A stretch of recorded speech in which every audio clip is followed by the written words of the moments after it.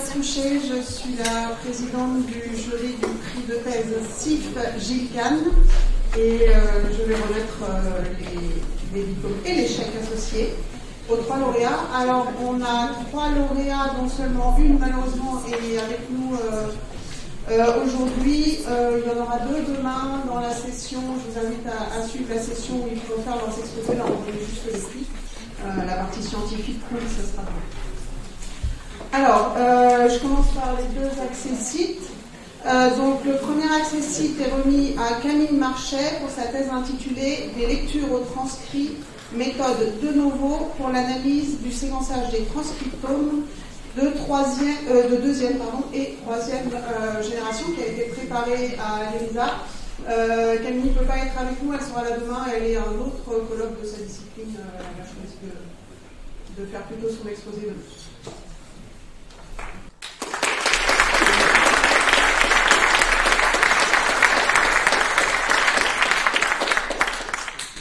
Si elle voit la vidéo, elle pourra voir qu'elle est. Le deuxième accessite, il n'y a pas d'ordre sur les accessites, donc l'autre accessite est remis à Ahmed Boubrima pour sa thèse intitulée Deployment and Scheduling of Wireless Sensor Networks for Air Pollution Monitoring, qui a été préparée à l'INSA Lyon. C'est ici.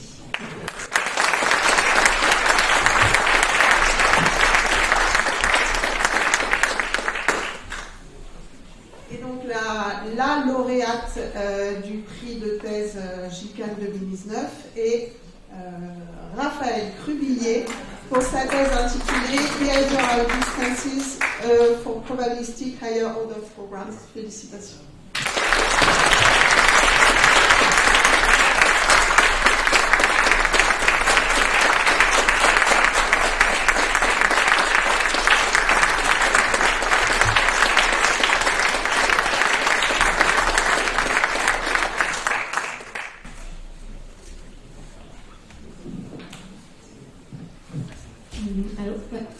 Donc merci beaucoup pour me faire l'honneur de me décerner ce prix.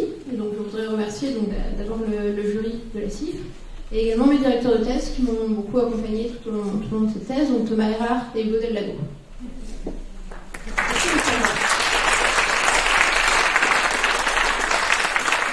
Et de mon côté, je voudrais te féliciter au nom du conseil scientifique de la CIF dont je viens de prendre la présidence.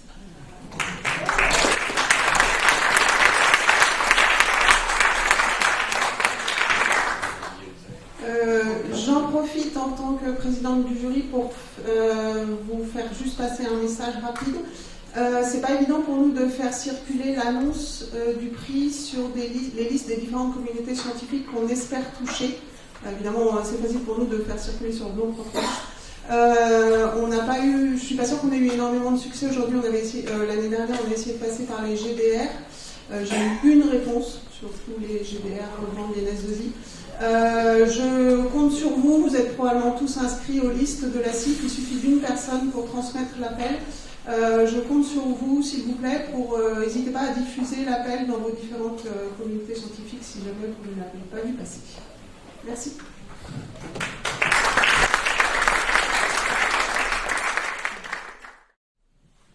Bonjour, donc on va passer à la deuxième remise des prix, qui est la remise des prix du concours Octet Vidéo.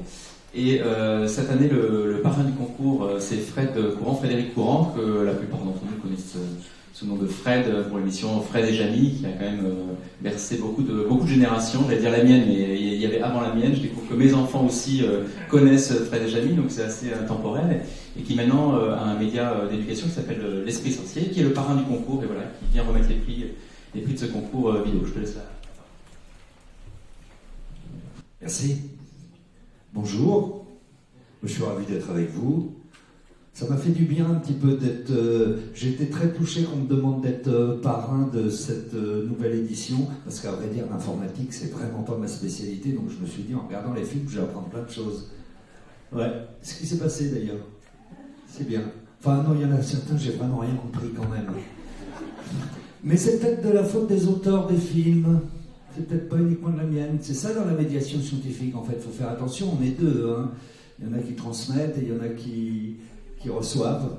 Donc voilà, en tout cas, moi j'étais très heureux de participer, d'être parrain et très fier d'être parrain de cette 3e édition qui marche bien parce qu'il y a quand même il y a eu une trentaine d'équipes qui se sont présentées. On va dire, tu me diras si j'ai les chiffres exacts, on est à peu près là-dessus, une trentaine d'inscrits pour présenter des films qui devaient très précisément, et je vais te laisser dire pourquoi, mais vous allez tous le savoir déjà, il y avait un des critères phares quand même, il ne devait pas dépasser 4 minutes 16. Alors ça va pas leur parler, mais ça ne devait pas dépasser 2 puissance 8. Ouais, ok. Là, je pense que c'est bien clair. Bon, voilà. Enfin, moi, je préfère 4 minutes 16. Mais on n'était pas obligé d'atteindre les 4 minutes 16 non plus, hein. On pouvait faire en dessous. Et étonnamment, c'est l'un des messages qui passe dans le prix de cette année, puisque la vidéo lauréate est particulièrement courte, justement, à ce regard. Exactement. Donc voilà. Donc je voudrais remercier également, évidemment, la Société informatique de France qui organise ce concours, donc pour la 3e année. Et avec ses partenaires, j'ai pris mes petites notes pour n'oublier personne. C'est quand même mieux. Il y a l'INRIA, il y a le CNRS, il y a Interstice, il y a Universcience, il y a l'AMSTI, et puis il y a l'Esprit Sorcier. Et on est très fiers d'être partenaire avec vous. Donc, cette année, effectivement, il y a eu plus de films que les autres années, ce qui est très bien, ce qui est une bonne tendance, et j'espère que ça va continuer comme ça. Sauf que le jury ça leur a donné beaucoup plus de boulot. C'est bien fait. Et en tout cas, c'était bien. Alors, dans le jury, il y avait des informaticiens, il y avait des scientifiques, il y avait des médiateurs scientifiques, il y avait des journalistes, il y avait des cinéastes, on va dire, ou réalisateurs, ce qui était très intéressant parce qu'à la fois ça nous permettait de discuter à la fois du fond sur lequel certains d'entre nous n'étions pas vraiment compétents, et c'est bien d'avoir des experts à côté pour dire ah ben c'est bien, le film est bien fait, il est bien réalisé, mais est-ce que tout est juste dedans? Donc ça faisait partie de nos discussions. Et puis il y avait un autre aspect qui est quand même la mise en forme qui nous tient à cœur, qui a donné lieu aussi à des grandes discussion. Alors on sait très bien que tous les participants à ce concours sont d'abord des jeunes ou des étudiants qui sont passionnés par leur matière. Donc ça c'est bien normal, c'est leur premier métier, j'allais dire entre guillemets. Mais quand on se frotte un petit peu à la vidéo, faut connaître d'autres métiers. Donc il y a des pièges, il faut faire attention à la réalisation, à la mise en forme et tout. Donc on a essayé de tenir compte de tout ça. Et voilà, il y avait des très très bons résultats dans l'ensemble. En tout cas, il faut féliciter, bravo à tous ceux qui ont participé parce qu'il fallait déjà le faire et c'est très bien. Donc on a quand même été obligé de faire un choix. Alors on a tenu compte des thèmes abordés, de l'effort de scénarisation, des techniques graphiques, etc., du contenu, des petites touches d'humour qui nous plaisaient bien aussi parfois. Ça fait partie de la médiation scientifique de faire un peu de blague, à condition que ça tombe pas à plat complètement à côté, quoi, mais ça apporte quelque chose au message, c'est important. Voilà, et donc on a été obligé de faire un choix. Alors on va aller, je vais accélérer un petit peu parce qu'on n'a pas énormément de temps. Et donc, on avait un prix pour la catégorie passionné de sciences. Alors maintenant, passionné, vous savez, on l'écrit avec un point, un E, un point, un S, etc. et tout, pour que tout le monde soit bien d'accord. D'ailleurs, c'est bien, hein, parce qu'il y a une unité informatique de l'IUT de Saint-Dié. Il y avait plein d'équipes de Saint-Dié, d'ailleurs, comme il y en avait aussi pas mal de Lyon. Donc, on a Rova, Océane, Sébastien, Benoît. Vous êtes là, tous ?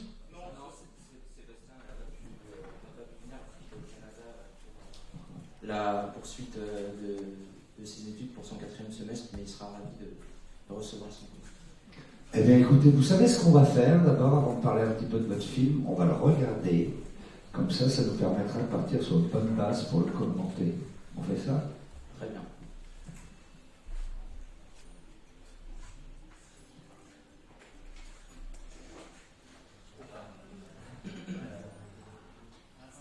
Ce qui m'a fait rire aussi en faisant partie du jury avec des informaticiens, c'est que chaque fois qu'on utilisait un ordinateur, ça ne marchait pas.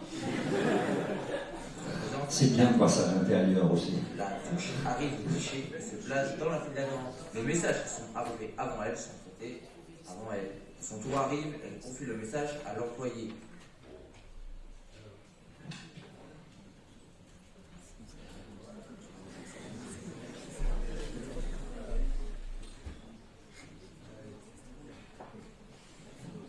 Alors c'est un film, je peux vous dire quand même, où il y a un réel effort pédagogique pour raconter au grand public ce qui se passe à l'intérieur d'un ordinateur quand on utilise l'interface, quoi.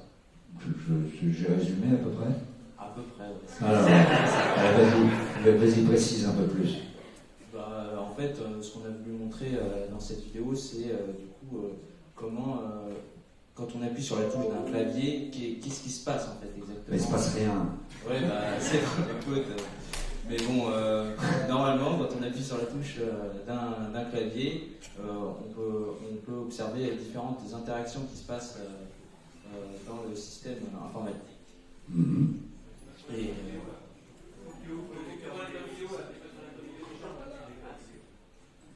avec VLC ou dans Chrome ou dans Firefox, ça devrait passer. Qui a fait quoi dans votre équipe? Nous, ce qui a bien plu au public, c'est votre approche pédagogique, mais ce qui nous a bien plu aussi, c'est le travail graphique. Qui l'a fait? Alors, le travail graphique, c'est Océane qui peut... Super. Alors, bravo.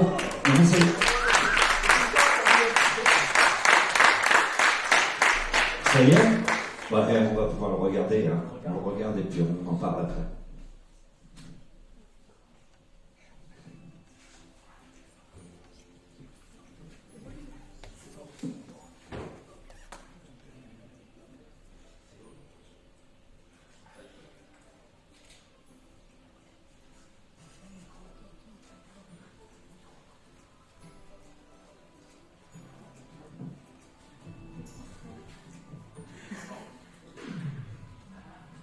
L'étudiant est sur le point de taper sur son clavier pour répondre à un mail.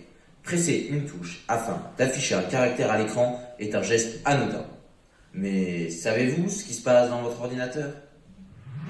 Imaginons que votre touche soit une personne souhaitant envoyer une lettre à une autre personne. Ici, l'écran. Pour cela, elle met son message dans une enveloppe qu'elle emmène à la poste. La poste représente la carte mère.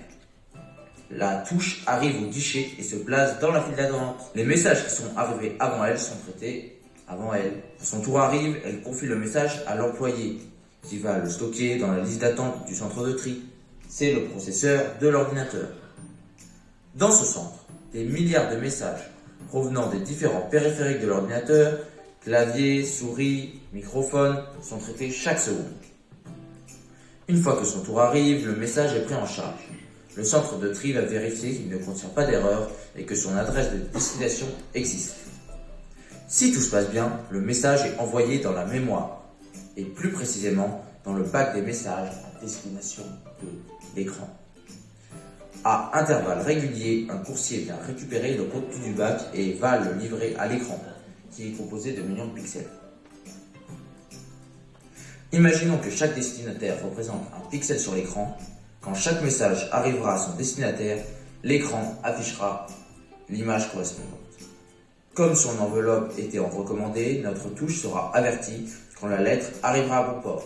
C'est le principe de l'interruption.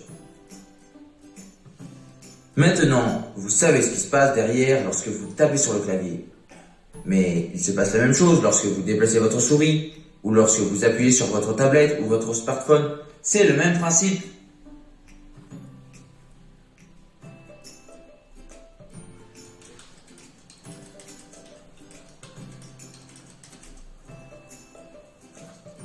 Et vous, qu'attendez-vous pour vous mettre en informatique?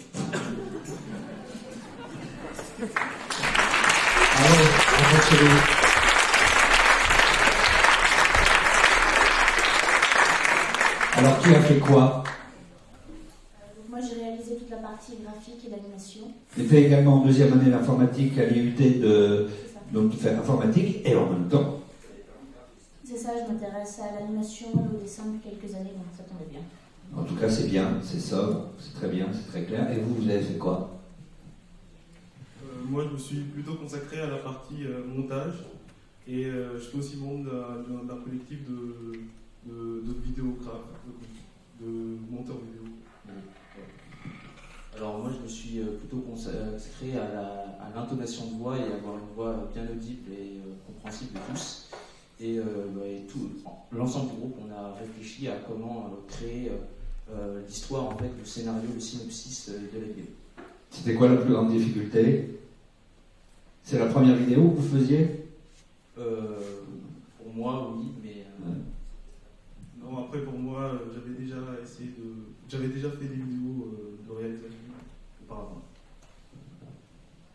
Moi, j'avais fait des petits courts-métrages ou de l'animation par-dessus de l'audio. D'accord.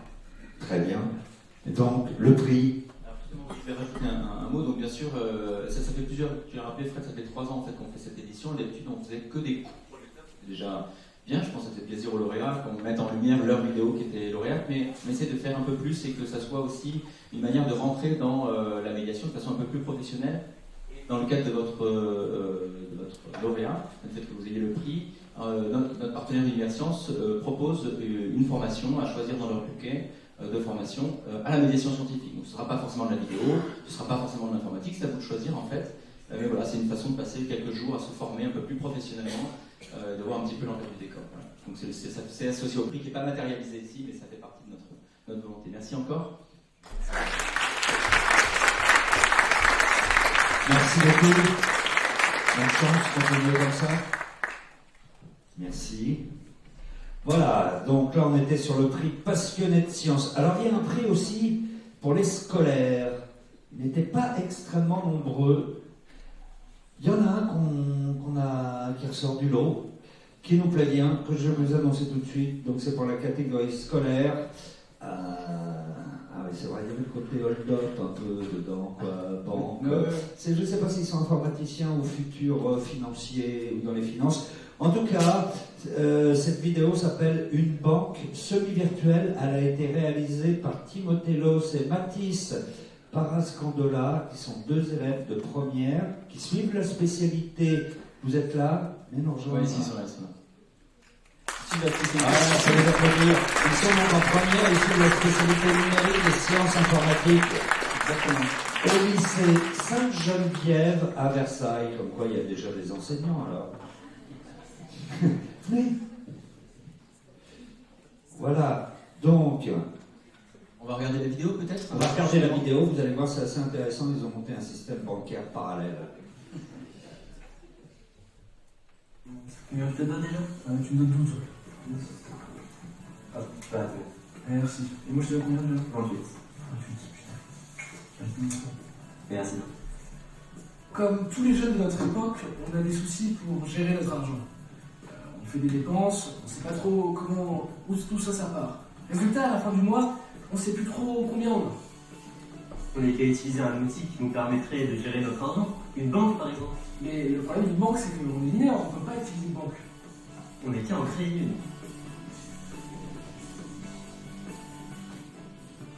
Mais qu'est-ce que tu vas faire avec tout ça? On va créer notre propre banque matérielle et pour ça, on va essayer une Raspberry. Mais dis-moi, Jamy, la Raspberry, qu'est-ce que c'est? Concrètement, la Raspberry, c'est un nano-ordinateur d'environ quelques centimètres qui est composé de, comme son grand frère, d'éléments comme le processeur, la mémoire vive, qu'on appelle plus communément la RAM. Il est aussi composé de stockage, de ports USB, ce qui nous permet de connecter un clavier, une souris. Il y a aussi un port HDMI. Le port HDMI est particulier, il permet de connecter un écran. Donc ça veut dire que votre ordinateur va pouvoir avoir un écran sur lequel vous allez pouvoir voir un tas de programmes. Très peu coûteux, il permet de relier la programmation pure et dure à l'électronique grâce à ces nombreux ports qui permettent de communiquer avec les composants électroniques.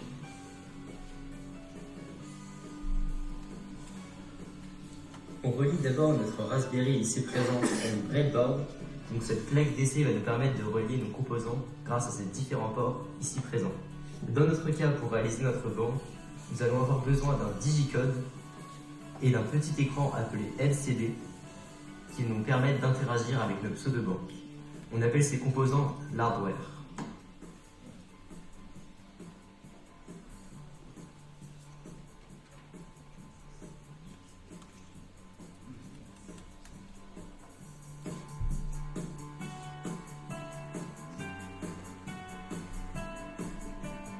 Mais donc comment tout cela fonctionne? Très bonne question. Notre banque sera divisée en 2 parties. La première sera la gestion des données. Elles seront stockées dans un fichier appelé base de données. On va s'occuper de base de données. on va enregistrer un compte bancaire. Ce compte bancaire aura pour identifier A0, B0. On va maintenant lui attribuer de l'argent. On va lui mettre $220 sur son compte. On va lui donner son RIB. Alors son RIB, qu'est-ce qu'on pourra mettre? Par exemple, A, B, A, B. Ce sera son RIB. Maintenant, pour l'exemple, on va créer un deuxième compte. Ce compte sera le compte ABA. Ce compte ABA aura une certaine somme d'argent. Et on va lui donner un RIB aussi pour pouvoir faire un transfert d'argent entre le premier compte et le second compte. Voilà, maintenant c'est fait. La deuxième partie est consacrée au système qui va gérer la relation entre la partie client ou l'utilisateur avec la partie hardware et la base de données. Pour cela, nous utiliserons le langage nommé Python.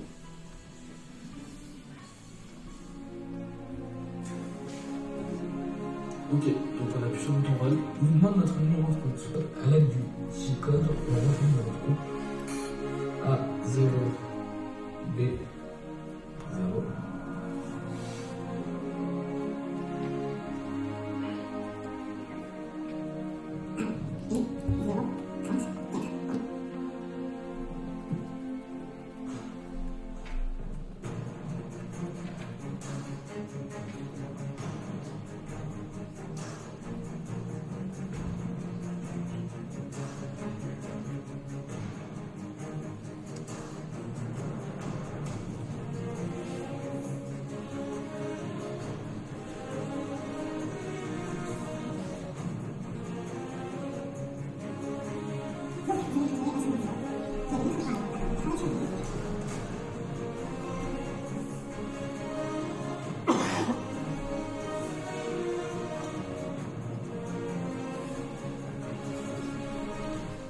Voilà.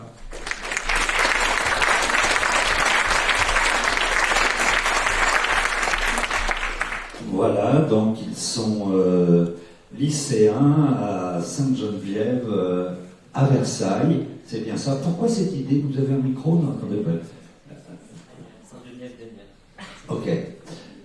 Pourquoi cette idée de vous lancer dans la banque comme ça vous est venu d'où ça? En fait, c'était juste. Tiens bien ton micro. Ouais, c'était juste. La banque, c'était un exemple qu'on voulait appliquer, mais en fait, gérer notre argent, c'est un peu notre problématique de tous les jours parce qu'on sort, on fait des sorties, machin, on se doit de l'argent mutuellement, on gère pas forcément, parce que je j'en gère beaucoup de personnes. Alors, du coup, on s'est dit qu'on peut créer un outil marrant. On l'appelait virtuel, semi-virtuel, parce qu'en soi, c'est pas du prêt argent qu'on s'échange. Finalement, c'est que de l'argent factice qui circule entre deux comptes sur la base de données, mais finalement, voilà, c'était juste partir de cette idée. D'accord. Vous l'avez réalisé tout seul, ça, ou vous l'avez fait avec l'aide d'un enseignant? On l'a fait ensemble, oui, tout seul. Tout seul? D'accord. Avec le soutien de l'enseignant? Oui. D'accord, très bien. Mais alors, ce qui est encore plus drôle, c'est que vous avez décidé à la suite de ça d'essayer de faire fonctionner ce système à l'intérieur de votre école? Oui, c'est un projet qu'on a encore. On va essayer d'instaurer cette sorte de banque dans notre école afin de simplifier les transactions d'argent pour pas que les élèves aient à ramener du vrai argent. Et comme ça, ils sont une sorte de compte bancaire pour faire des transactions. Par exemple, dans notre école, il y a des ventes de pain au chocolat tous les vendredis. Donc, au lieu de passer 1 euro pour acheter un pain au chocolat, juste faire une transaction. Donc, ça enlève toute la partie argent réel qu'on a dans l'école. Eh ben, ça tombe bien d'avoir monté ça, Timothée et Mathis, parce que justement, on a un chèque à vous remettre. Je ne sais pas s'il va aller sur votre compte.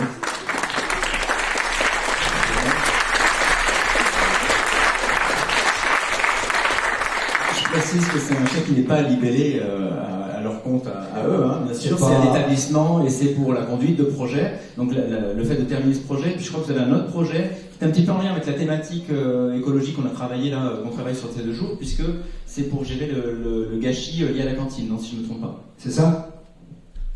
Alors du coup, on a constaté, c'est un professeur qui est venu nous voir et qui nous a dit que bon, il y a des problèmes sur les prévisions de quantité de nourriture chaque jour. Et à la cantine, et notamment lié au gaspillage. Du coup, on s'est, par plusieurs moyens, il y avait déjà des applications qui existaient pour ça, mais on s'est posé la question comment on pourrait prévoir des quantités au quotidien. Du coup, l'idée nous est venue, donc ça c'est un projet qu'on a avec notre classe de NSI, de créer un site internet où les collégiens, ça s'adresse surtout aux collégiens, pourraient une semaine ou 2 semaines à l'avance choisir ce qu'ils veulent manger. Alors bien sûr, le chef impose les menus, donc il impose par exemple du riz ou de la semoule pour un féculent, et l'élève peut ainsi choisir entre du riz ou de la semoule. Du coup, au final, le chef, il sait ce qu'il doit commander, il sait que l'élève ne choisira pas du riz, donc il n'aura pas une portion supplémentaire de riz. Donc l'idée, c'est d'avoir une fiche de prévision pour le chef, pour les quantités à prévoir. Bien sûr, avec une marge pour les élèves indécis. Voilà. Bravo, hein, plein d'initiatives. Félicitations. Merci beaucoup. Merci. Alors, comme les jurys ont toujours... Monsieur, vous aviez une question. Madame. Oui. Mais je voudrais corriger parce que mademoiselle m'a dit que ce ne sont pas des étudiants de Ginette à Versailles, mais ce sont des étudiants du lycée Sainte-Geneviève à Asnières. Absolument, mais on a corrigé l'information, mais mon info était fausse, oui, pardon, absolument. Voilà, donc je vous disais aussi que comme les jurys ont toujours beaucoup de mal à se décider, eh bien cette année on a voulu, parce qu'il y a eu beaucoup de discussions autour de pas mal de films, donc on a voulu remettre une mention spéciale à un film qui nous a plu également. Qui touche à l'humour, justement, tu disais tout à l'heure. Oui, il y a de l'humour, c'est bien, et donc ce film, je pense que l'équipe est là, s'intitule, donc il reçoit la mention spéciale, et il s'intitule « Qu'est-ce que l'ergonomie par l'exemple ? Les erreurs et leur gestion ». Vous êtes là ? Est-ce qu'il y a toute l'équipe? Parce qu'il y a Julie, il y a Jonathan, il y a Lina, il y a Amy, il y a... Venez me rejoindre. Il y a Mélisse, il y a Tanguy, vous êtes tous là?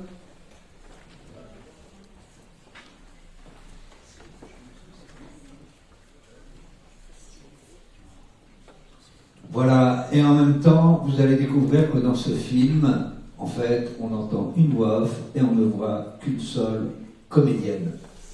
Mais c'est un travail collectif. Donc on va regarder le film, qui effectivement, comme on l'a souligné, vous a plu aussi pour son humour.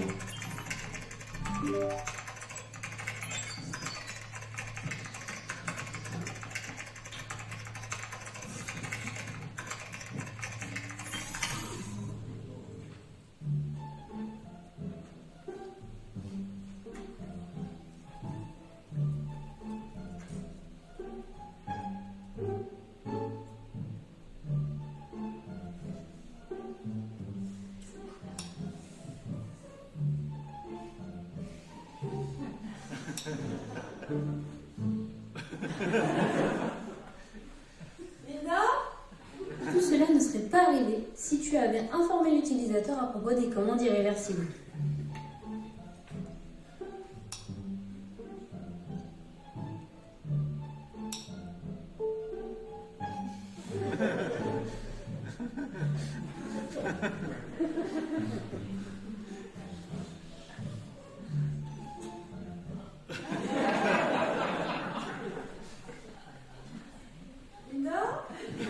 Il faut quand même rester courtois, concis et clair.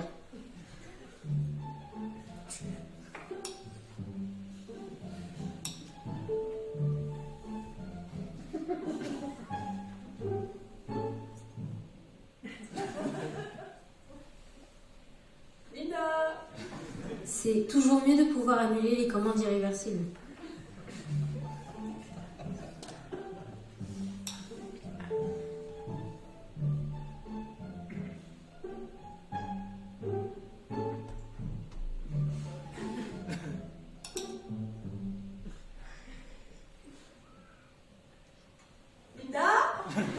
Apparemment, tous les utilisateurs ne sont pas dignes de confiance. Il vaudrait mieux protéger les actions sensibles.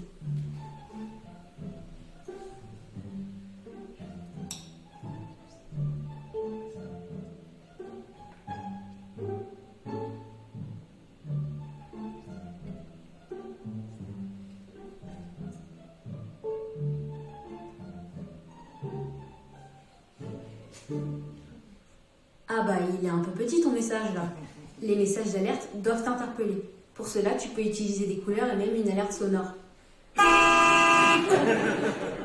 Non mais abuse pas Linda. Il ne faudrait pas que l'utilisateur fasse une crise cardiaque.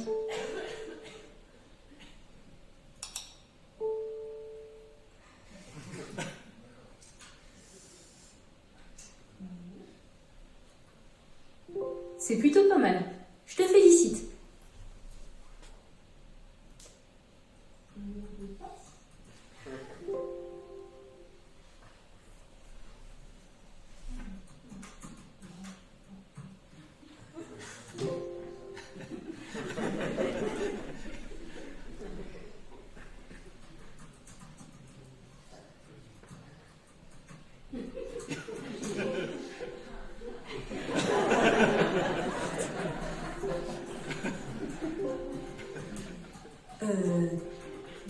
T'es sûr? Non mais faut pas surprotéger non plus.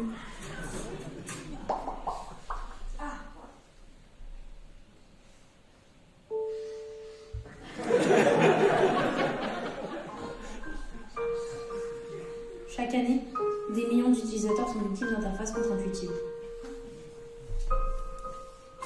Aidons-les. Faisons des interfaces ergonomiques.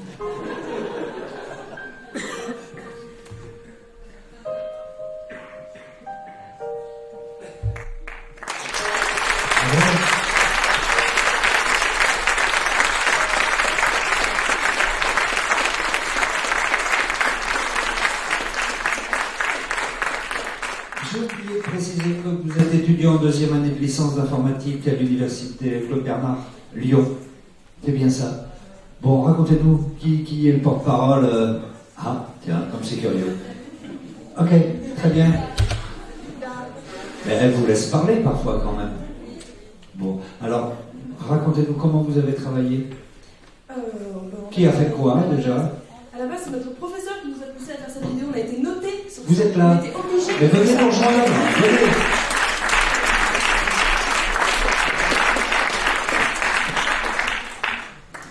C'était dans le cadre, oui, donc dans le cadre de notre cours d'interaction en machine. On a dû réaliser cette vidéo.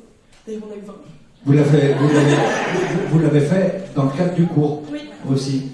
D'accord. Et qui a fait quoi alors? Alors, on s'est pas mal réparti le travail. On y a pensé tous ensemble. On a cherché l'idée. On a beaucoup écrit avec Jonathan. Après, il y a Nina qui a fait la voix. Judith qui a beaucoup fait le montage jusqu'à tard, très tard le soir, puisqu'on avait des limites de temps pour le rendre. Et puis je jouais dedans. Mais on a pris pas mal de plaisir aussi. On a beaucoup rigolé. Oui, bien sûr. Et on voulait remercier la CIF pour avoir organisé ça. Merci à vous d'avoir rigolé. Eh ben ça a marché. Bah oui, donc c'est bien. Ça va. D'accord. Eh ben c'est super. On est ravis de vous remettre un prix. Et puis juste au passage, comme il n'était pas vraiment prévu ce prix, on en a inventé un petit peu au dernier moment. On a inventé un peut-être gentiment proposé un prix. Et donc, c'est quoi? Et ben, Fred accueille les lauréats, deux des lauréats sur son plateau de tournage pendant l'une des prochaines émissions que tu tourneras. Et voilà, pour voir notamment l'envers du décor, parce que c'est ça aussi se professionnaliser, c'est voir comment ça marche avec des professionnels. Donc c'est un super prix. Merci Fred d'avoir. Vous pourrez rencontrer des journalistes, des techniciens, des caméramans, des réalisateurs, des gens comme ça et tout. Voilà, on sera une petite journée sur un plateau de télé. Et encore bravo. Okay. Bravo à vous.